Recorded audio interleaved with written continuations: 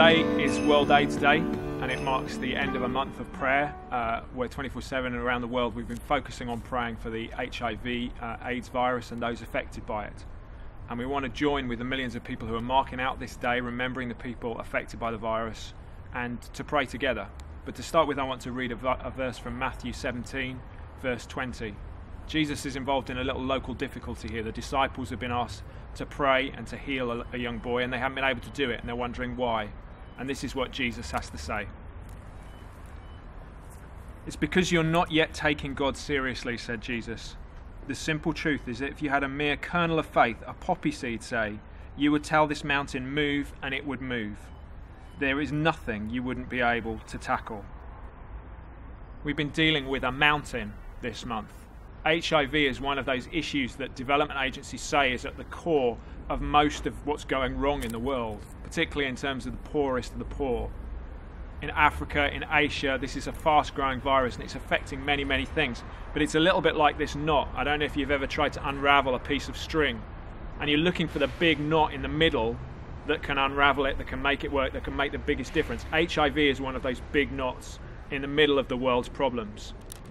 If you think about education, young people, children might not be able to get to school because their parents instead are having to pay for the drugs and for the care for people affected in their family by HIV. Or maybe mum and dad are sick and they're at home and you're having to go out to work instead of them.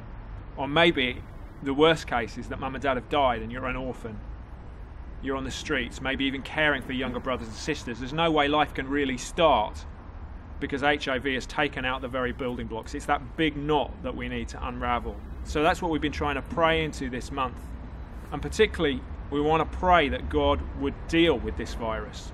There are researchers, medical institutions, doctors around the world trying to find a cure for HIV and AIDS, trying to find a way of dealing with this virus.